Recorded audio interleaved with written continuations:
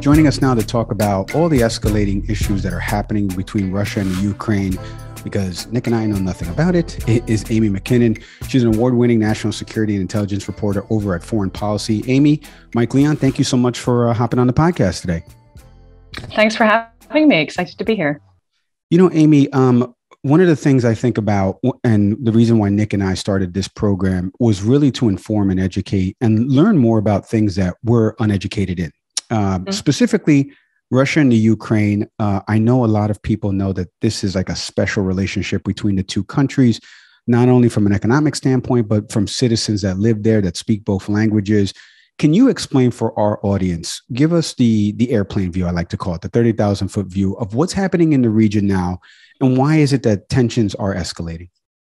Sure. So I saw someone joke about this the other day about it depends who you ask where they start the timeline of this, because in some ways this is a story which is hundreds of years in the making, decades in the making, or years in the making. But I suppose I'll start in 2013, which is when the former Ukrainian president, Viktor Yanukovych, who was notoriously corrupt, rejected an association agreement with the European Union. And that's where all this begins. It's with a kind of boring sounding document, an association agreement. But for many Ukrainians, when he rejected that, it was a diversion of the future that they saw for Ukraine.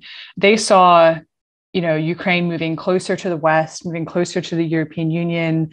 And by extension, what that represents for many people in this region is greater prosperity, greater security, stronger democracies, better futures for them and their children. And so this really was a kind of fundamental and existential issue for many Ukrainians. And many people went out into the streets in the capital in Kiev, eventually ousted the country's president. There was a revolution, which came to be known as the Revolution of Dignity. And while there was all of this political upheaval going on, Russia and the Russian president, Vladimir Putin, I think saw an opportunity to take advantage of the chaos, which is really kind of a central MO of Russia's foreign policy, is they're very quick to react, to try and intervene where they can to turn things in their favor.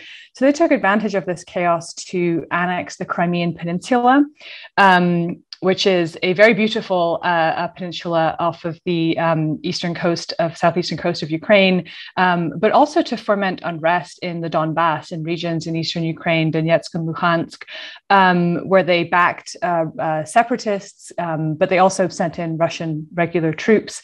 And eventually those regions broke away to form these unrecognized kind of self-governed so-called republics. And what that has done is, there's been a simmering war now for the past 8 years between the Ukrainian army and between these Russian-backed breakaway regions. But it has also, in doing that, the Kremlin has kind of kneecapped Ukraine's ability to move to the West and to join these international institutions, because both the EU and NATO, both of which the Ukrainian government has said it is very keen to join, are very hesitant and very unwilling, I think, to accept countries that have ongoing conflicts, ongoing territorial disputes. And so that's kind of the short but still quite long answer, which leads us to where we are today. And I think it perfectly feeds into, because obviously there's, as of this taping, there's been some breaking news that has taken President Biden's attention in terms of what happened in Syria with a top ISIS leader that's been killed. But I wanted to ask you, what's your assessment read on the U.S.'s response so far? You wrote a recent article about Lithuania asking for more troops in the region. We've heard President Biden on a bunch of different pressers now being asked different things. The White House had to correct something that he said recently in one of the pressers. He just recently authorized sending troops to Europe, more troops to Europe. NATO has started mobilizing more troops. What for our audience that lives here that doesn't really understand some of this, what is your overall read on what the U.S. should be doing, is doing, can do? So far, the U.S. has pursued two tracks in the midst of this crisis. Deterrence and diplomacy are the words which we hear used most often.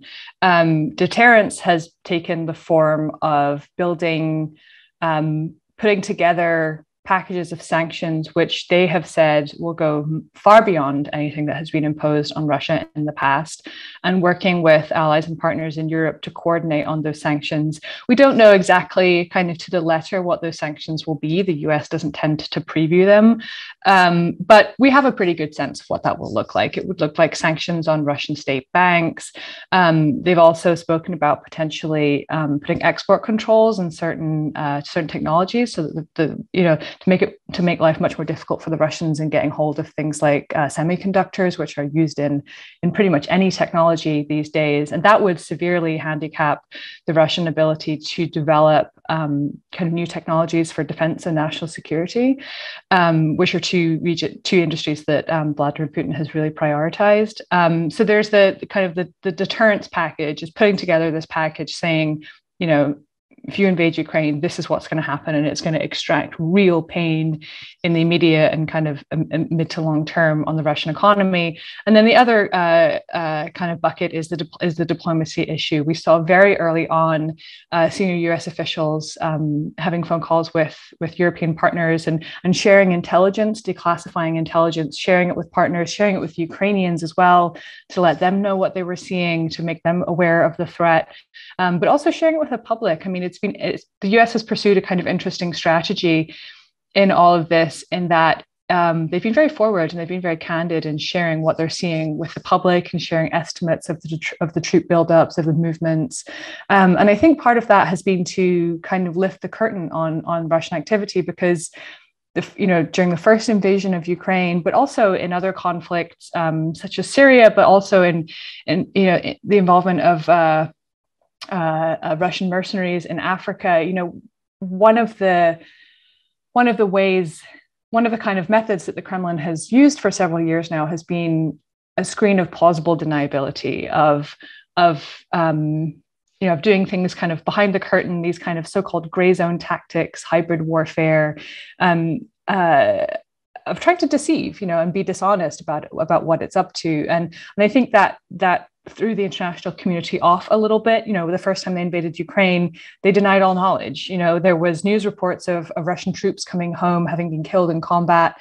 There was the so-called little green men, right? Men in green uniforms wandering around Crimea and with no insignia on them.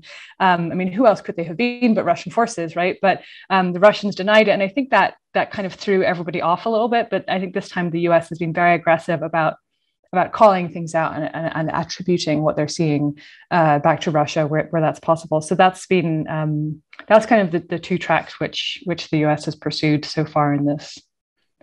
Just as you were saying some of that, and then you had mentioned Putin in the last response, and I started thinking, because I recently saw, this wasn't recently, this was probably a few years ago, about Oliver Stone, and obviously the documentary that he did on Showtime with and the interviews that he did, I believe, with Putin.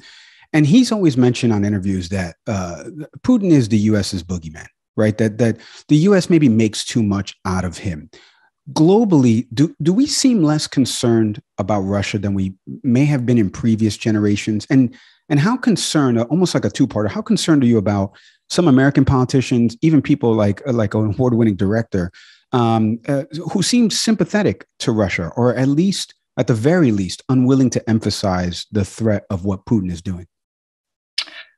I think there has been a tension in the way everybody views Russia, because depending on, and this extends, from the public, but to policymakers and to kind of academics and the expert community as well, because, for one thing, Russia has evolved and has changed drastically over the past 30 years since the collapse of the Soviet Union. During the 90s, when everyone was talking about the end of history, there really was a sense that the Cold War was over. The US and the kind of liberal international order and capitalism had won the day, and that we'd kind of settled the question of what was the best model. And in the 90s, Russia was incredibly weak. Their economy was in free fall. its political leadership was chaotic, and this was, the Soviet Union was a formidable global player, and that for a lot of Russians, including for Vladimir Putin, was a real shock. And I think he felt very abandoned by the West and let down that they didn't step forward and pursue some kind of a Marshall Plan for Russia and the former Soviet Union, like we saw for Germany after the Second World War.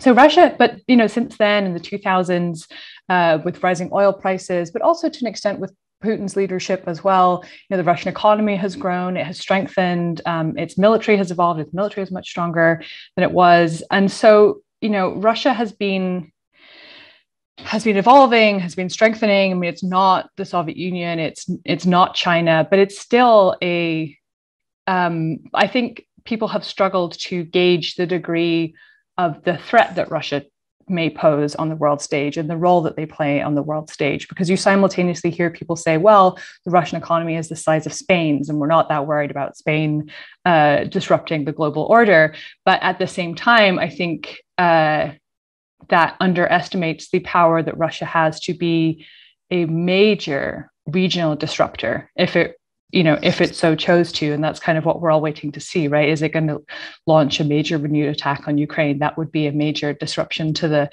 regional order. And so I think people have, you kind of have to balance these two, what seem like two, in ways, conflicting thoughts in your head at the same time, right? If you go to Russia, especially if you go to the regions outside of Moscow, go to rural provinces, I mean, like the roads are a mess, schools are a mess, the hospitals are grossly underfunded, public funds are siphoned off from corruption, and and I think even Russians themselves, I think, struggled sometimes to see how come a government which can't build and sustain a functioning road system in my region, how can that be a major disruptor to global order? But the answer is that it can. And so I think some people struggle with toggling those two thoughts at the same time sometimes.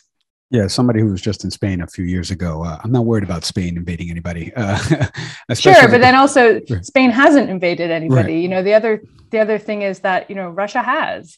They attacked Georgia in 2008. They kind of de facto occupy 20% of Georgia's territory. They annexed Crimea in 2014, which was the first forcible.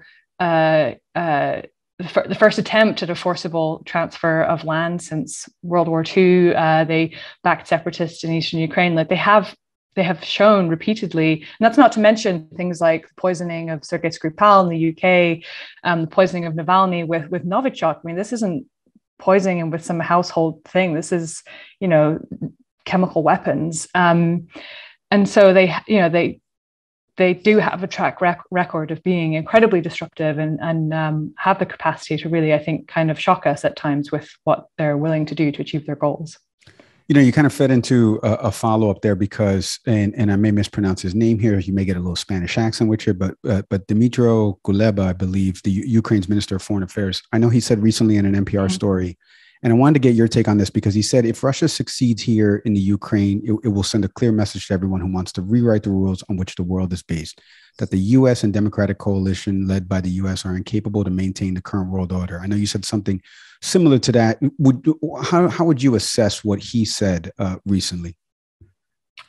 I think he's right. The U.S. and Europe have spoken at length about supporting Ukraine's sovereignty, its territorial integrity, its freedom to choose, its security alliances, its democratic, the deepening of its democracy.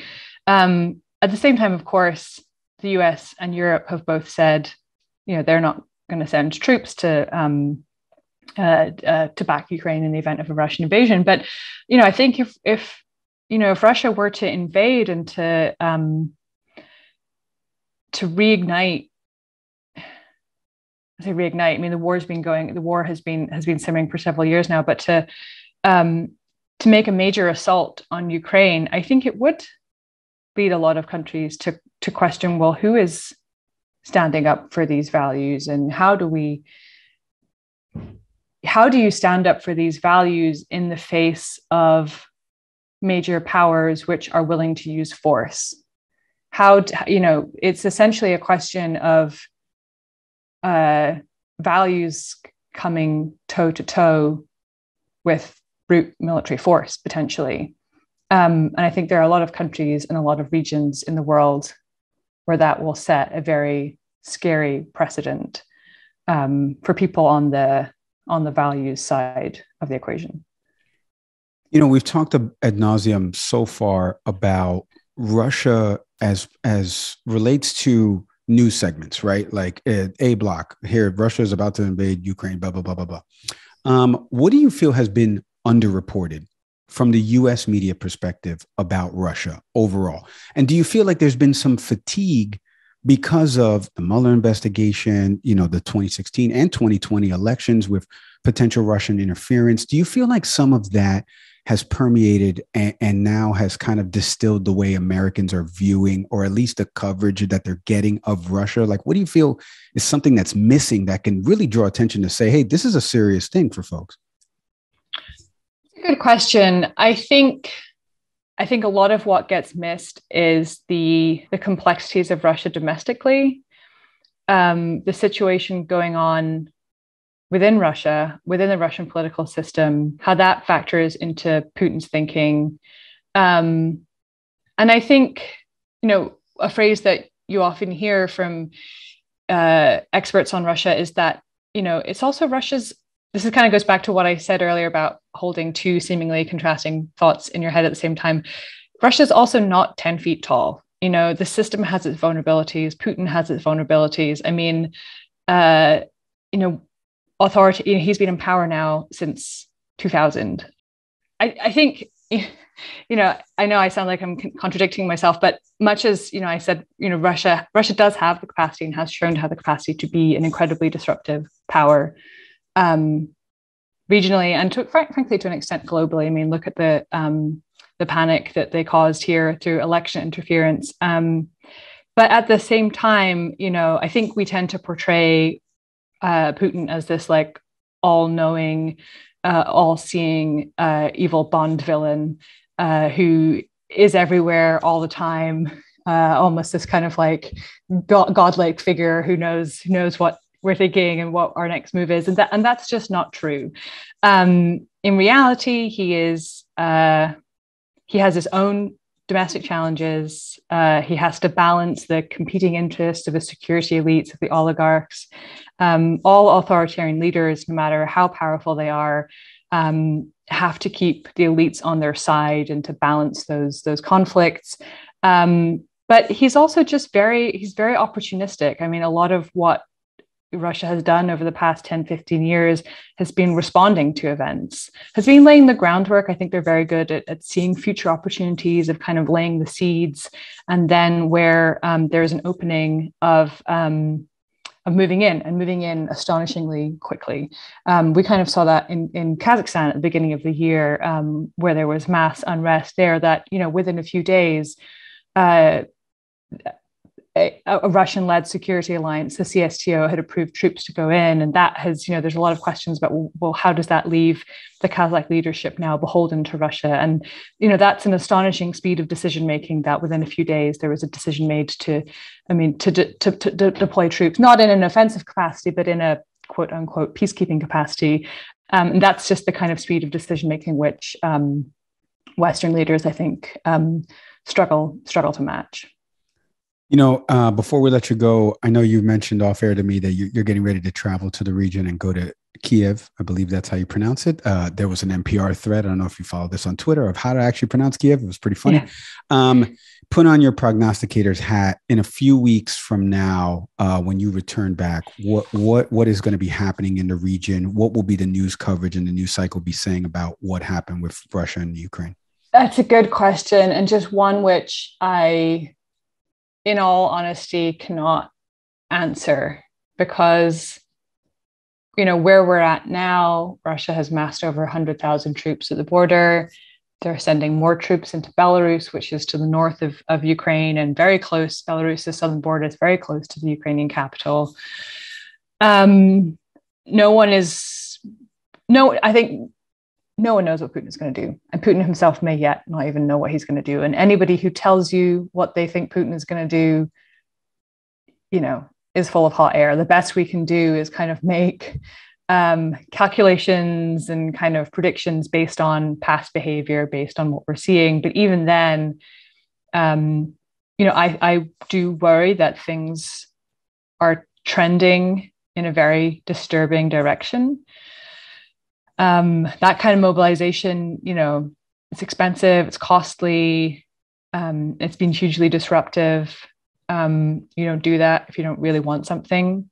And that's something that the Russians really want, is for Ukraine to never join NATO and to have written guarantees of that. And that's something which the US and NATO is just not willing to give. They're not willing to sign away Ukraine's future, essentially, and a future ability to join security alliances. Well, what are you expecting to see when you go to the region now, over these next couple of weeks? What are some things that you're looking at that you can report back to the American people? I think it's going to be, most immediately, the meeting between Putin and Xi Jinping on Friday.